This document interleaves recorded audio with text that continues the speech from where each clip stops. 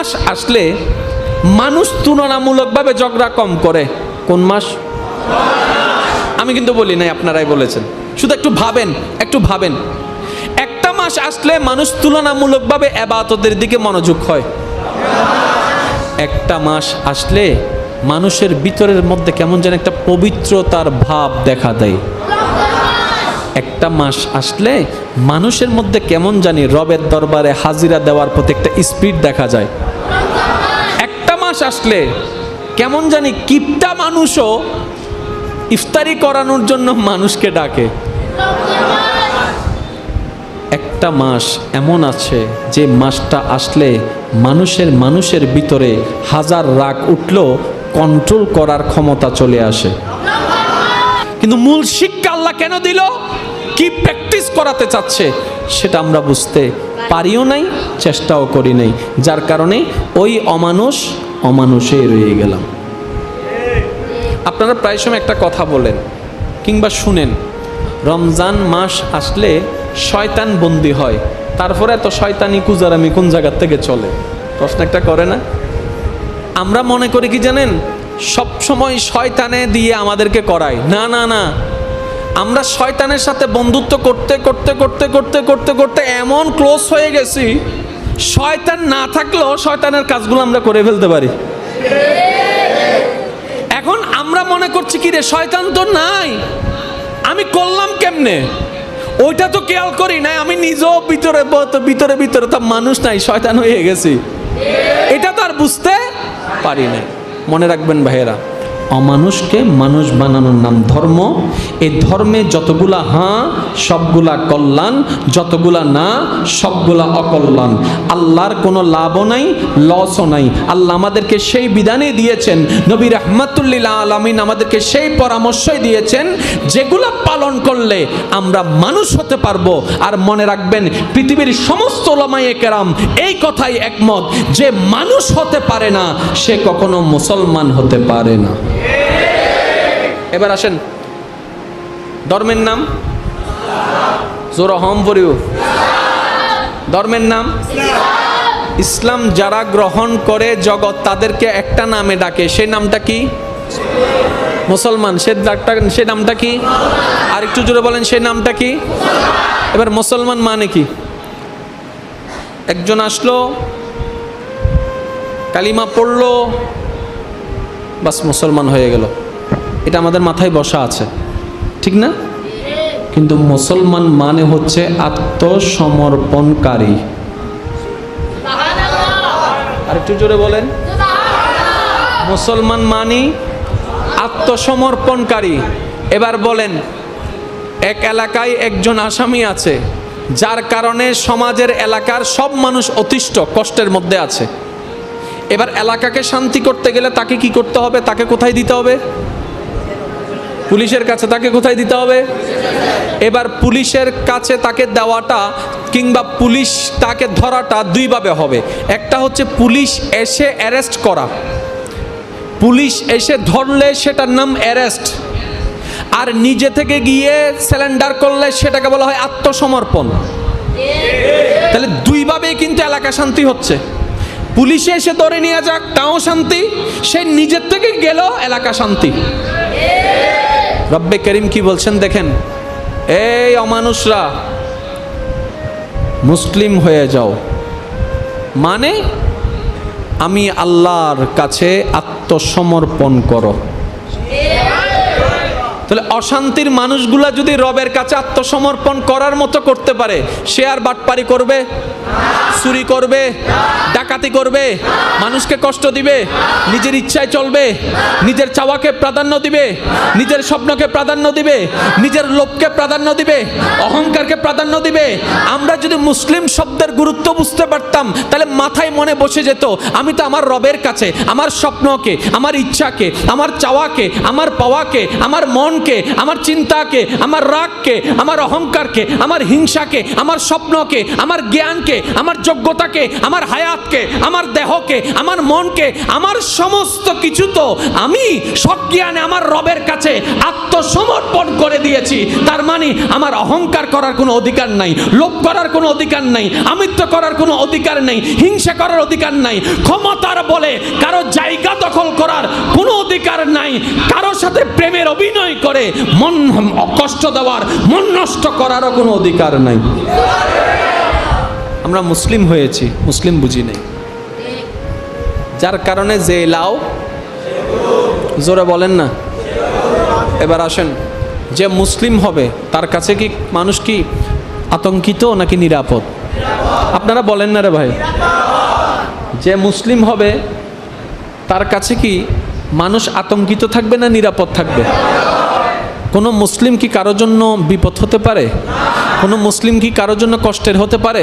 কোনো মুসলিম কি কারোর জন্য আপনার আযাব হতে পারে? আমাদেরকে দেখলে মুসলিম আর মনে হবে না।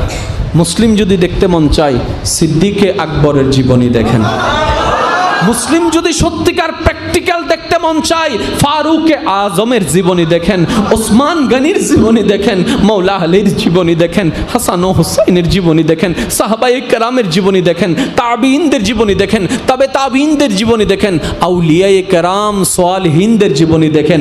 ওনাদের জীবনী দেখে মুগ্ধ হই বলে তো আমরা মন না চাইলেও ওনার জীবনী দেখে ওনাদের সুবহানাল্লাহ অটোমেটিক মন থেকে বের হয়ে যায়। এবার আমি আপনাদেরকে বলি, আপনারা নিজেরাই সাক্ষী দিবেন, মাঝে মধ্যে আমাদের ফ্যামিলিগত কথা চলে কি চলে না? কখনো এ পর্যন্ত আপনার আমাদের কোনো ব্যক্তিগত ফ্যামিলির কারো ব্যক্তির কোনো কথা শুনে আমাদের মুখ থেকে অটোমেটিক সুবহানাল্লাহ আসছে? সত্যি করে বলেন আসছে? কিন্তু আল্লাহর কোনো প্রিয় বান্দার কোনো ঘটনা যদি কারো মুখ থেকে শুনি, আমরা এমন আশ্চর্য হয়ে যাই, অটোমেটিক চলে আসে সুবহানাল্লাহ। তার হাজারটা ধরনের একটা ধরন আমি আপনাদেরকে বলি, তাহলে ইসলাম জিনিসটা আমাদের বুঝতে সহজ হবে। মনোযোগ আছে? বিরক্ত হচ্ছে? 3-4 জন মুরব্বী বসে আছে, আশেপাশে যদি যুবক ছেলেরা একটু লাফালাফি করে, মুরব্বীরা কি বলবে?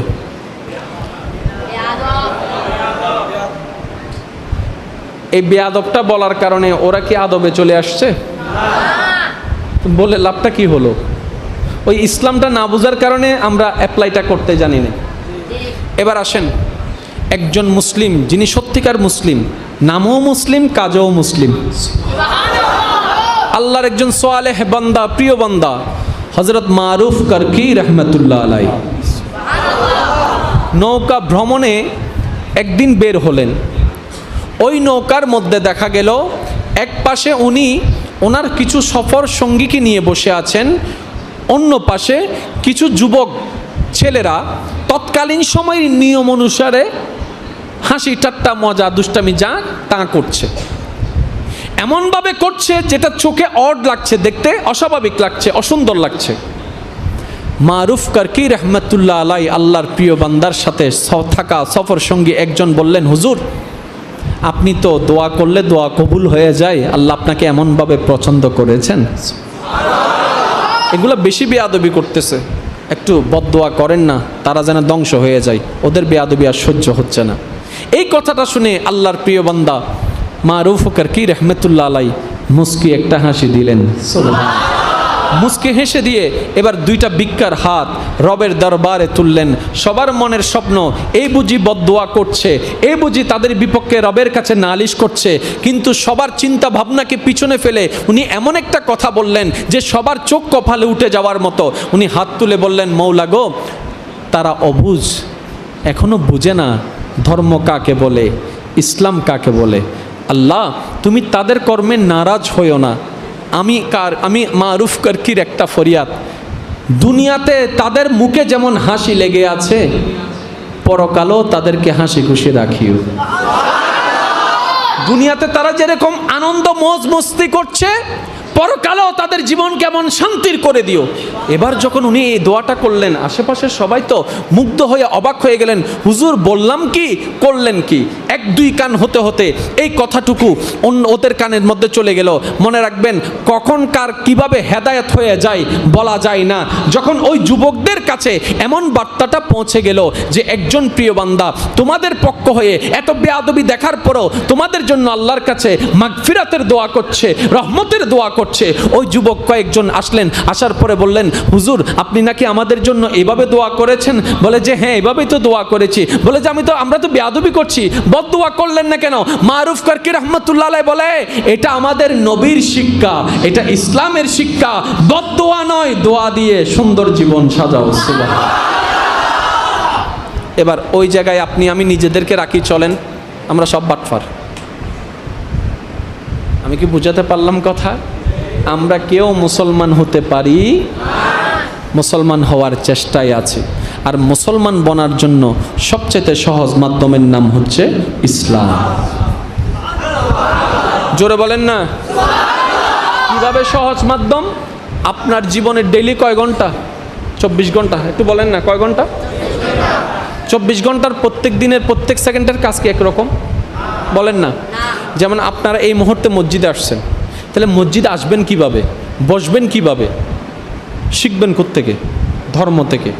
এখন যতগুলো ধর্ম আছে ওদেরকে প্রশ্ন করেন, উত্তর নাই। ইসলামকে প্রশ্ন করেন, উত্তর দিয়ে দিবে। এবার আপনার কাজ শেষ, আপনি বের হবেন, কিভাবে বের হবেন, নিয়ম কি? ইসলাম উত্তর দিয়ে দিবে। কোন পা দিয়ে আগে জুতা পরবেন, কোনো ধর্মে উত্তর নাই, ইসলাম ধর্মে উত্তর আছে। সেজন্য ইসলামকে বলা হয় কোড অফ লাইফ। মানব জীবনের 24টা ঘন্টার প্রতিটা সেকেন্ডকে কিভাবে কল্যাণময় করা যায়, এমন সাজেশনের নামই হচ্ছে ইসলাম। তাহলে রোজা থেকে আমরা কি শিখব?